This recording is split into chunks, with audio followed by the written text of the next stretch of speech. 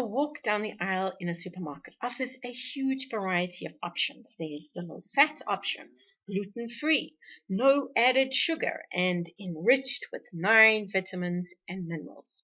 So, what should you choose? Join us for this episode of Better Body Chemistry TV as we take a look at what you should buy when navigating through the aisles of your local supermarket. Better Body Chemistry TV is brought to you by Dr. Sandy, a scientist turned gremlin buster, helping you battle sugar gremlins, heifer lumps, and other health horribles through better body chemistry. Remember, small things can make a big difference to your health. Well, maybe the easy answer to the question is none of them. Okay, it's not a practical answer. We have to eat. But it does highlight the dilemma of grocery shopping in the modern world. The foods we are choosing from frequently have one thing in common. They're processed, not just a little, a lot. The technical term for this is ultra processed. It's certainly not what our ancestors did. They definitely processed food, but the extent of their processing was minimal. They washed, winnowed, hulled, peeled, ground, grated, squeezed, flaked, skinned, deboned, etc. Then they cooked it, usually at a fairly low heat, for an extended period of time. And if they were very progressive and sophisticated, well, then they salted or pickled or smoked or fermented the foods that they had gathered. Now, food processing is not evil. It's indispensable. It makes food safe, keepable, digestible, and palatable. And we're still doing this. The difference is that the tools and techniques are a lot more sophisticated and more pervasive. We've gotten to the point that what we eat is derived from foods. That is, the foods we consume contain little or no whole foods. In a word, great-grandmother would have had trouble recognizing it. Beyond the ingredients, which are derived from foods, such as oils, fats, flours, starches, and sugars, there are numerous other constituents. Preservatives, stabilizers, emulsifiers, solvents, sweeteners, binders, sensory enhancers, colors and flavors, processing aids, and other additives. Most of them are listed on the ingredients, if you care to scrutinize the label. And at last count, there was over 2,500 chemicals added to food.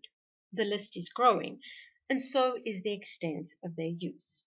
Now, food additives and processing aids are not the only chemicals finding their way into dinner. In addition to the ones deliberately added, there are also things that accidentally arrive during the production process. These can be thought of as food pollution. They include microplastics, plasticizers, and heavy metals. The food, along with the added chemicals, is subject to processes that include high heat, hydrogenation, extrusion, and molding, and these further change the composition of the food. All of this is finally packaged and distributed. Ultra-processed foods are typically calorie-dense, high in sugar, fat, and salt. They're low in micronutrients, unless these have been deliberately added back. They're low in fiber and other bioactive substances, and they're sterile. It's the Western diet, and little by little, it's making us fat and sick. Now, when it comes to healthy eating, the debate often centers around organic and GMO-free, maybe plant versus animal-based diet, and the idea that fat makes you fat. Now, in the case of the low-carb, high-carb debate, I don't think it's irrelevant, particularly if you are metabolically challenged and your body has lost the ability to process carbs efficiently. But the problem with these debates is they detract from the real issue. We're eating fake food. The extra or missing ingredients have all been implicated in poor health. Artificial sweeteners are false advertising, setting you up for insulin spikes and hunger. But the so-called nutritive sweeteners can also be problematic. Sweeteners like high fructose corn syrup sweeten things up, but end up putting a lot of stress on the liver because fructose is metabolized differently to glucose. The absence of fiber starves the good bacteria, turning them into cannibals that feast on you, compromising your gut defenses. And the lack of membranes makes you eat more. Now, this is not the only thing that makes you eat more. Then there's the emulsifiers. These emulsify your mucus layer, allowing bacteria to venture beyond the gut border, contributing to low-grade inflammation. During processing, dry heat creates advanced glycation end products, or AGEs for short. And these guys seem to be able to get up the nose of the immune system, raising inflammation levels, etc., etc., etc. Now, none of these on their own are enough to sink the ship, but the continuous exposure day in and day out negatively impacts our body chemistry. In fact, when diets go head to head, the diet that wins is more often than not the diet with less processed foods. So, if you want to create better body chemistry and better health, avoid fake foods as much as you can. JERF, that is, just eat real food.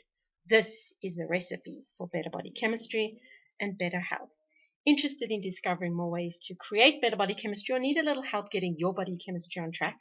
Visit our website at www.betterbodychemistry.com. Browse our library or enroll in one of our courses or programs. The advice is simple to follow and based on real science, not hype. Know someone who is committed to eating healthy?